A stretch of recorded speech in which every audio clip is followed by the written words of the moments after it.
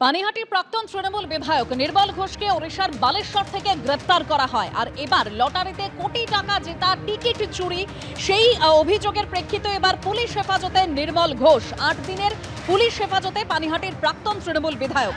আরজিকর মামলাতে অভিযুক্ত পানিহাটির নির্মল ঘোষ, তাকে যখন আজকে খড়দা থানা থেকে বের করা হয় সেই সময় ডিম ছোড়া হয়, জুতো, লাঠি, কোনো কিছুই বাদ যায়নি।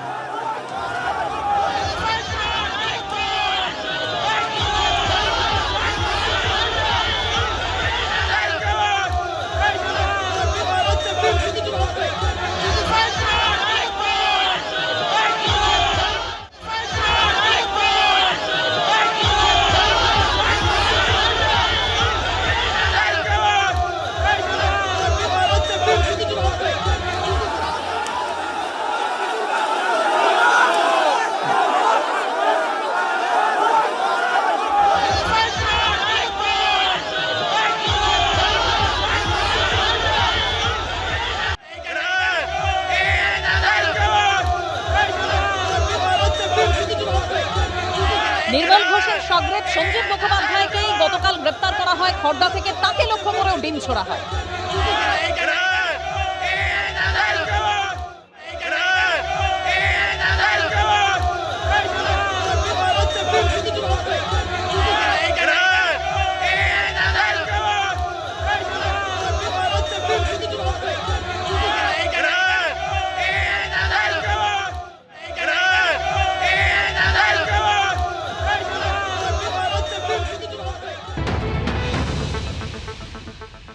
নির্মল ঘোষকে বের করা হচ্ছে, অবশেষে তাকে বার করা হচ্ছে।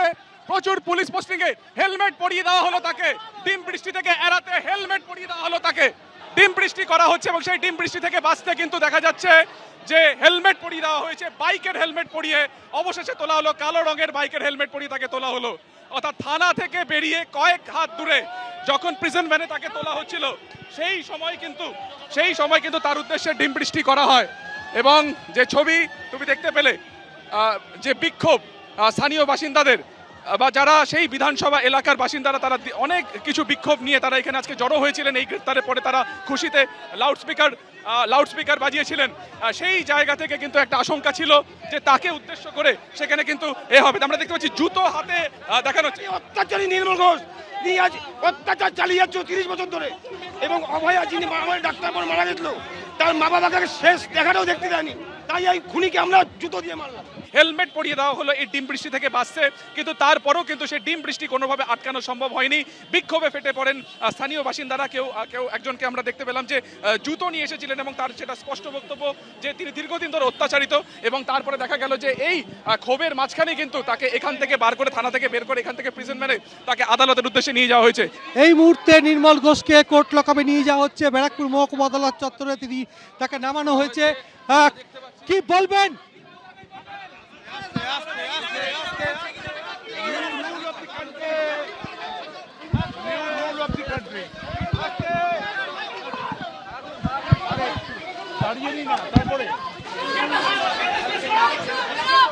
উনি বাংলার কলঙ্ক। এই মুহূর্তে কোর্ট লকআপে নিয়ে আসা হয়েছে নির্মল ঘোষকে।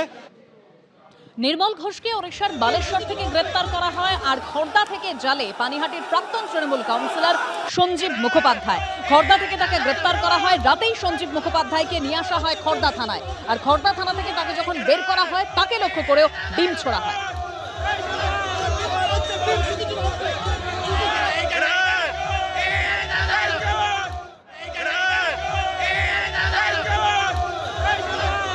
এবিপি আনন্দ, এগিয়ে থাকে, এগিয়ে রাখে।